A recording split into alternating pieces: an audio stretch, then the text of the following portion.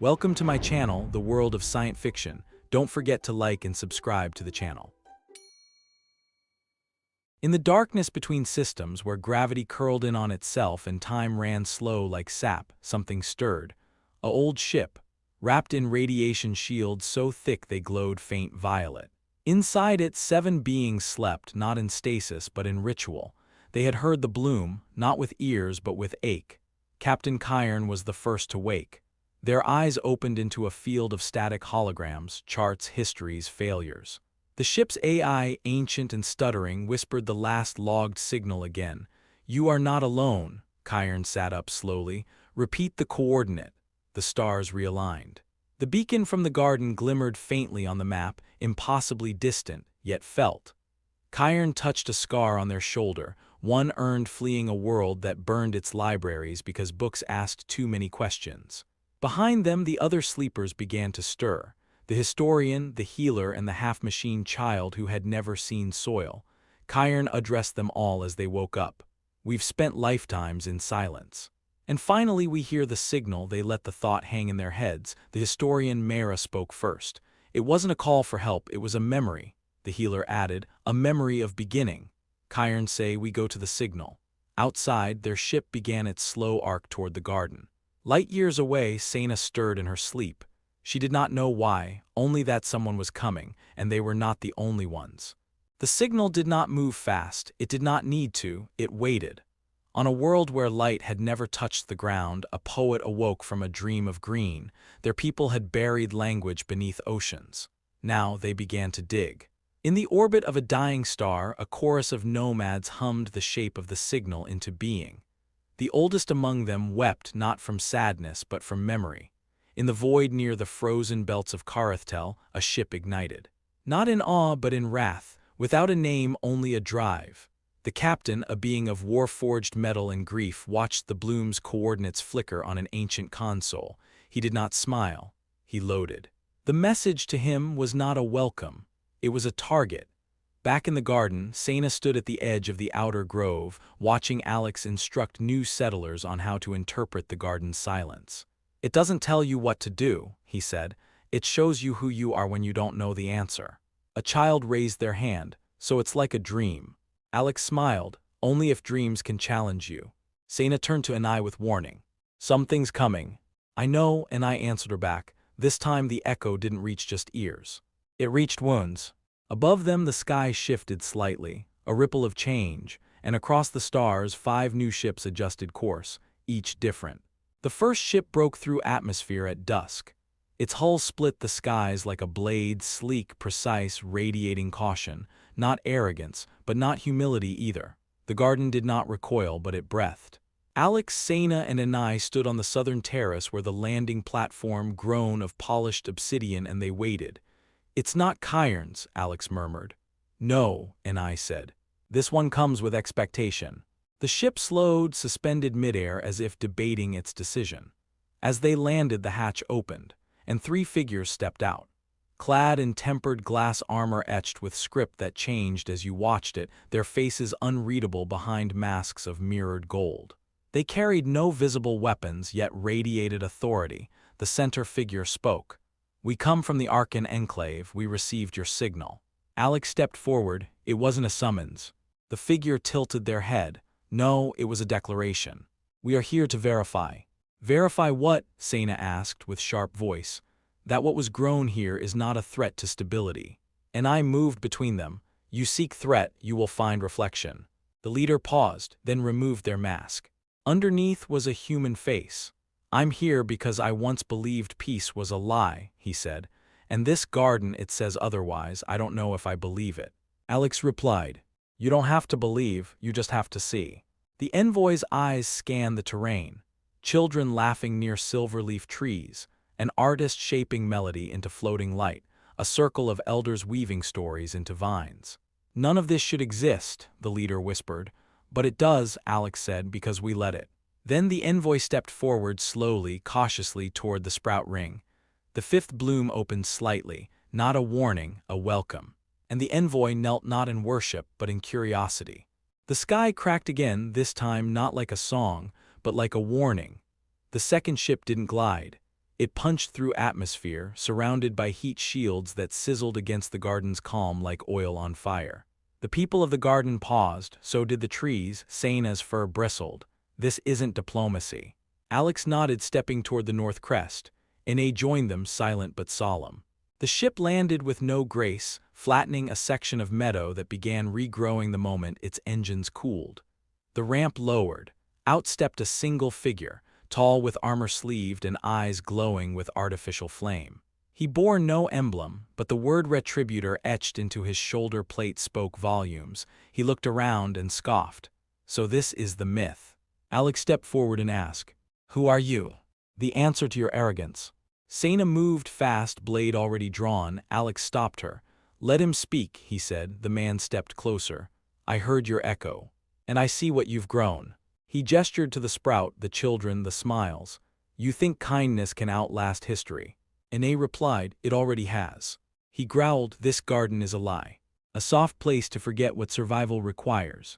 Alex stood his ground. "You came armed to judge softness. I came to remind. The galaxy doesn't change because you planted hope." Seyna stepped in front of Alex. "And you think it should burn because of your pain." The man's expression didn't change. "Pain teaches. I'm here to ensure you don't forget it." From his back a cannon folded out, not raised, not aimed, just present. "I won't destroy it," he said, "but I'll test it. If your garden can survive me, then maybe it's worth its bloom." The wind shifted. The vines near the sprout tensed, not in fear but in focus. Alex said, "Then we won't fight you. We'll let the garden respond." The man blinked, and from the soil beneath his boots something rose, not roots, not vines, but a mirror. A living surface shaped like him. It bore his pain, his face. And his forgotten child self reaching for light. He stumbled back. The cannon retracted. The garden watched and said nothing.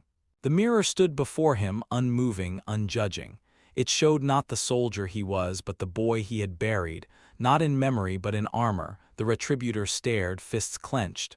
"What is this trick?" he growled.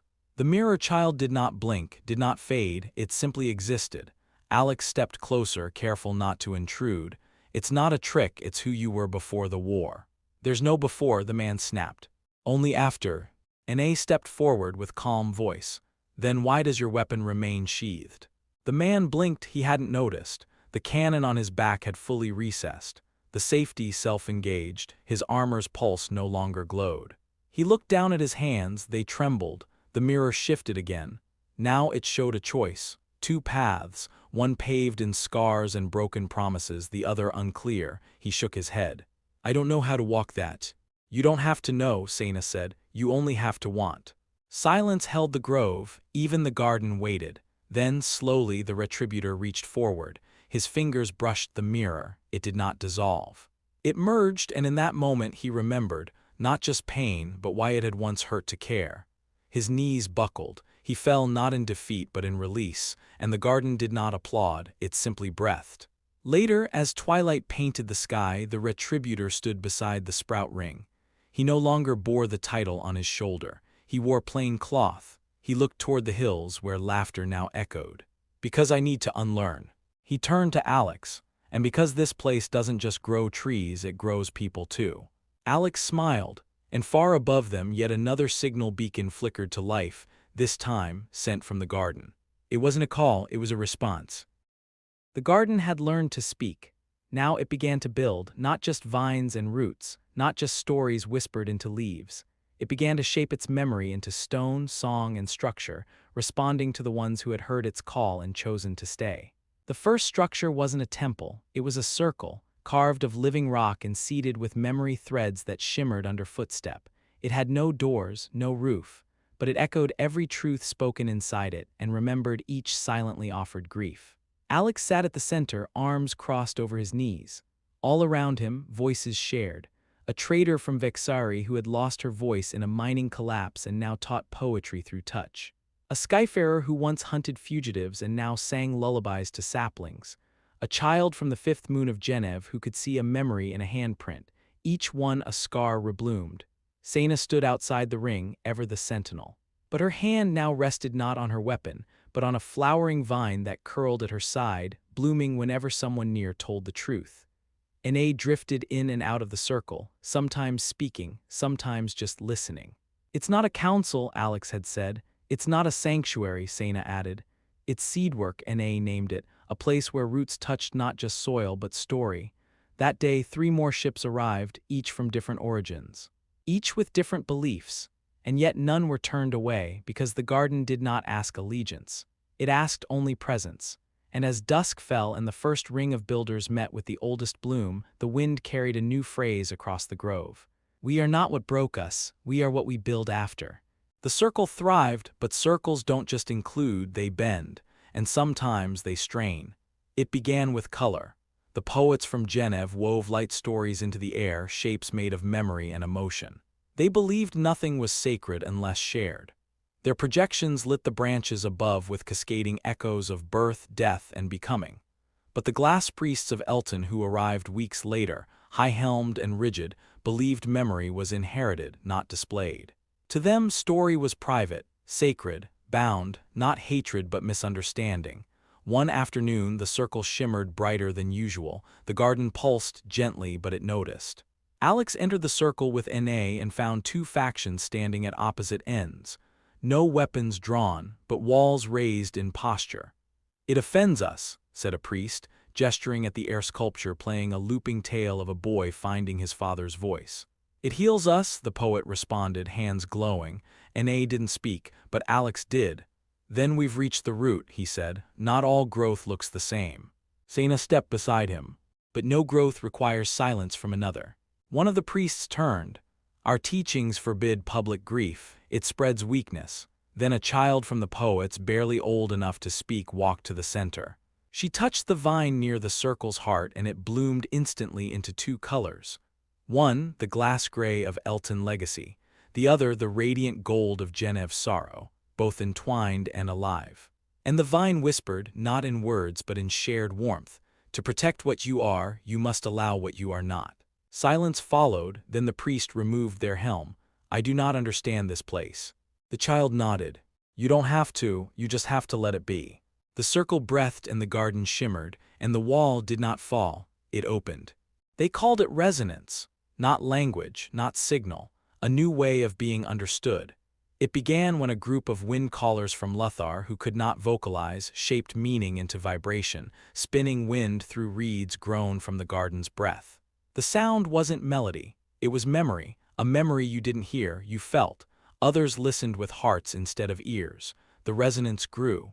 The vine listeners of Oran answered, braiding their biosymbiotic filaments into loops that translated thought into scent. From the edge of the southern grove, the engineers from Draw-Saxy shaped mirrored panels that danced with captured light, echoing emotion across face and fabric like living stained glass. None of these replaced words. But together they augmented understanding. The circle expanded, not in size but in function. Now when people gathered, they didn't argue across culture. They aligned across sensation. Truth, it turned out, could bloom in more than syllables. Seyna didn't speak often at the resonance gatherings. But one evening, as a group from the northern ridge demonstrated how their plants pulsed to emotion, she stepped forward and placed her blade at the center of the circle. "Not to threaten but to offer. It once defined me," she said quietly, "but now it listens." The blade shimmered faintly, the vines curled around it, and in the pause that followed, an artist from the Windshapers placed a seed beside it. "Not a symbol of peace, a symbol of presence. We don't replace the past," they said, "we include it." From that moment, each culture offered a single item to the resonance altar: a childhood drawing, a broken compass, a set of wings made of sound. And as they layered these together, something invisible took shape, not a council, not a creed, a we. The resonance altar grew, not in size, in reach. Each object added, a fragment of song, a lost tool, a breath captured in wind thread wove itself into a lattice of layered meaning. No single item carried the weight, but together they sang. And the garden listened. It began to change subtly. The trees leaned closer. The roots murmured in patterns. Even the air held memory longer, like it chose what it wanted to keep. Then the altar pulsed, not with light, with presence. For a moment, everyone nearby felt it, an invisible ripple, like the world had just spoken their name in a language they hadn't known they remembered. That night, Alex stood with Enai and Seyna by the altar. "What was that?" he asked. Enai's gaze was distant, the garden echoing its builders. Seyna frowned, then why did it feel like a signal? They looked at each other. They weren't the only ones to notice. Across the galaxy, in observatories built inside comets and listening posts buried in dead suns, the resonance was heard. Not by ears, by systems built to detect anomaly, to neutralize deviation, to contain. On a silent moon, a station flickered to life. Its lone occupant stirred. She wore no insignia, no allegiance. Only a crest older than most civilizations, the keepers of calibration. They did not lead, they reset. She studied the readings. The altar's signal had grown enough to breach the veil. "A world learning to speak," she murmured. "How dangerous." Her orders were clear: observe, assess, if necessary, silence. Back in the garden, a child added a laughter stone to the altar, and the vines around it bloomed in silver. The altar shimmered. Alex felt something pull at the edge of his spine, like a gaze, unseen and far away. The keepers began to move. The wind changed, not in temperature but in tone. It no longer carried just pollen and birdsong, it carried watching. The builders felt it before they spoke of it. Seeds planted no longer rooted in the same pattern. Memory crystals vibrated in irregular pulses. The resonance altar pulsed less like invitation and more like resistance. And then the dreams began. People reported visions of obsidian eyes watching from beyond the tree line. Metal figures with no voice, only judgment, no destruction, just presence. Alex called a gathering at the heart of the circle. The resonance altar shimmered like an uncertain breath. "They know," he said simply, and A stood beside him. "And they come not to listen, but to determine if we should exist." Some wanted to mask the altar, dampen the resonance, withdraw. Others insisted, "If we mute ourselves, they've already won." Seyna stood silent for long minutes. Then she stepped forward. "When I ran, I survived by hiding who I was. I thought survival meant silence." She placed a hand on the resonance altar. The vines recoiled, then curled around her wrist. "But the garden doesn't survive by hiding. It grows by showing." A stillness fell. Then the child who had once added a laughter stone spoke again. "We should tell our stories louder. Not in defiance but in truth." They would open the garden, not to defense but to invade. The engineers shaped mirrors that reflected memory rather than image. The singers wove resonance into wind threads broadcast across the stars, and the altar pulsed again. This time not with fear, with clarity. If the keepers came to silence, they would find not rebellion. They would find a world where the cost of silence was no longer acceptable. And far away, as the lead keeper's ship emerged from the dark veil between systems, her instruments registered the change. A message broadcast not in words but in presence: "We are not hiding." Her breath hitched. For the first time in her life, she did not send the command. She listened. The keeper's ship did not glide, it declared. It arrived in orbit with gravity so dense it bent clouds. Lights pulsed not with color but command. Below, the garden felt it, not as an invasion but a pressure. A presence that questioned without asking. Alex stood on the western ridge where the mountain slope met the woven glass terrace. Beside him, Enai was still. Seyna paced in slow, sharp arcs. "They didn't come to talk," Seyna said. "They came to remember what they're afraid of," Enai replied. Alex nodded. "Then let's remind them what they forgot." The ship's descent was slow, with no flame, or no sound but just presence. The moment it touched the ground, a shimmer passed through the garden. Not fear, readiness. The hatch hissed open. 3 figures stepped out. Identical, tall, wrapped in neutral skin suits, their faces covered in smooth masks with no eye holes, only a sigil across the brow. A circle split by a single vertical line. The lead keeper stepped forward and spoke with a voice that felt pre-approved. "This node of cultural deviation is under review." Seyna drew her blade. Alex raised a hand, not to stop her but to show the keepers. "We are not deviation," he said. "We are response. You are an anomaly." Keeper explained them. His head turned slightly, examining the garden as though it were data made real. "You are outside the calibration archive. You alter growth without oversight. You speak memory into matter." Alex smiled gently. "And yet we're still alive." "That is precisely the concern," the keeper answered. Then the second keeper stepped forward. This construct resonance broadcasts unpredictability. A stepped forward, it doesn't broadcast, it shares. The keeper did agree, unmeasured emotion destabilizes collective reliability. No, Seyna said. It destabilizes control. The third keeper scanned the altar and it pulsed once. Then again, not in warning but in invitation. Do you wish to interface? The first keeper asked. Alex nodded. No. He stepped forward. We wish you to feel. The resonance altar responded, not with ceremony, not with signal, with presence. It shimmered once, vines rising like breath from sleep, winding outward, not toward threat but invitation. Petals opened not to bloom but to listen. The lead keeper tilted their head. This interface does not follow protocol. No, and I said, it follows emotion. The altar pulsed again. Each pulse struck deeper, not through skin but through memory. The keepers staggered slightly. The masks did not shift, but the bodies beneath them flinched. Alex stepped closer. You came to measure, but measurement flattens meaning. The second keeper raised a hand, palm toward the altar. Light flared and analysis net. The altar absorbed it, returned not data, but story. The second keeper saw a child in a burned room holding a broken song crystal, his own memory, long buried, never acknowledged. He gasped. The third keeper stepped back. The altar showed her, not a keeper, but a girl, alone in the archive vaults. Reciting protocol into silence, hoping someone would ask her why, Seyna stepped forward. This is what you forgot. The lead keeper's voice faltered for the first time. We contain memory to preserve structure. Alex shook his head. You contain memory to avoid becoming it. The altar shifted. A resonance thread wrapped around the keeper's feet. They did not struggle.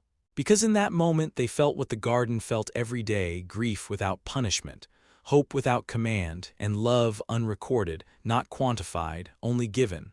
The third keeper dropped to one knee. I remember. The second whispered, we weren't made for this. Alex placed his hand on the altar. No one was. The altar pulsed again. This time the keeper's masks cracked just slightly, enough for tears to fall. The garden stood still. The keepers did not. They were no longer the figures of rigid order they had been when they arrived. The masks had cracked. Beneath the masks, faces that were not made for feeling now felt. The lead keeper reached up, fingertips brushing the edge of their cracked mask, eyes wide, but no longer blind to the world around them. This is the truth, the keeper whispered, and I was never prepared for it. Seyna stepped forward slowly, her eyes cautious but soft. The garden doesn't ask you to be prepared, she said, it just asks you to be here. The second keeper staggered, not in fear, but in some overwhelming awareness of something they had long suppressed. We were not built for this fluidity. Alex stood at the center of the circle, his arms folded. No one was, he said, but that's why we grow. We build not just for what we know, but for what we learn along the way. And they remained at the edge, observing, as they had always done. The garden is not an end, it is a conversation, one that will never end. The third keeper, still kneeling, seemed lost in thought. They spoke not to anyone in particular, but to the vast sky above, as if asking it for answers that would never come. I never thought I would leave my role behind. We were taught to fix, to maintain, but to control. And now, N.A. asked quietly.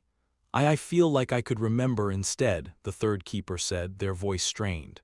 But I don't know what that would mean for my people. Alex approached, placing a hand gently on their shoulder. Then let the garden decide like we all do. The only requirement is presence. The first keeper looked at the altar, still resonating with the echoes of their memories. This place asks only for what we are willing to give, and it asks us to feel it, not fix it. For a long time no one spoke. Then, with the smallest of movements, the second keeper removed their mask completely and looked at the others. I will stay, to feel what I've denied for so long. The first keeper nodded, then we stay to witness. And the third keeper raised their head, but we will leave the echoes behind. Not to escape, but to let them be.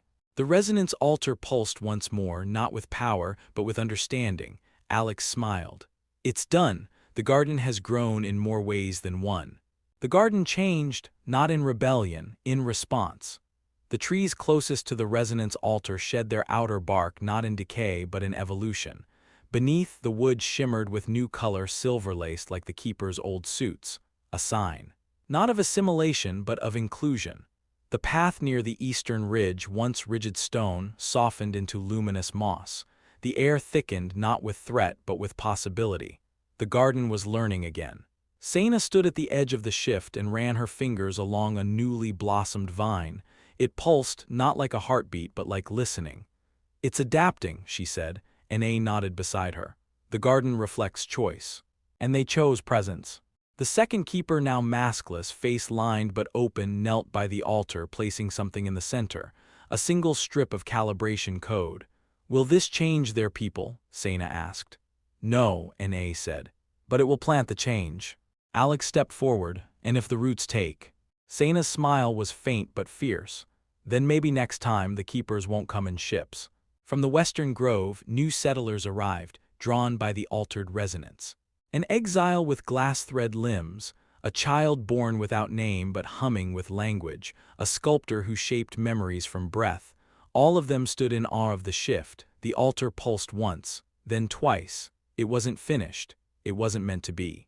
The third keeper stood now. "I feel not peace but permission." Alex turned to them. "That's all the garden ever gives." Seyna placed her old blade beside the calibration strip at the altar. "It's time to build something new," she said. The vines curled around both, and pulsed once more. It began with a circle, not one drawn in stone but shaped in open air by joined hands and intention. The old blade, the calibration strip, a child's laughter stone, a song thread of light plucked from the reed flutes of Lothar. Each placed not as offering but as beginning. The resonance altar pulsed, not loudly, not ceremoniously, just enough to say, "I see you. Keep going." Alex stood back and watched as the first true shared structure began to take form. There were no blueprints, only memory. Seyna bent low to shape the first support beam from a root she guided herself. "It won't stand tall," she said, "but it will stand true." The second keeper, now called Rev, added reflective panels made from the shell of their own landing vessel. "It won't forget," they said. The third keeper, still quiet, still processing, laid down braided strands of memory crystal. "It will remember with mercy."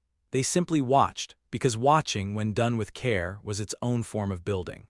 Children ran between the grown structures, laughing. Their footsteps were the rhythm of the foundation. The air shimmered not with resonance but with belonging. The circle turned into a dome, not closed, not walled, curved like a held breath. Inside, no throne, no dais, only space, open for whatever came next. At dusk, as the last beam rooted itself into the soil, Alex stepped inside. He looked up through the dome's open top. Stars blinked back. He whispered, "We are not what they made us to be." The garden pulsed once, low and soft, then again deep and rising, not as signal, as song. For the first time, the garden had a structure it hadn't built alone, and it did not stand above the people. It stood with them,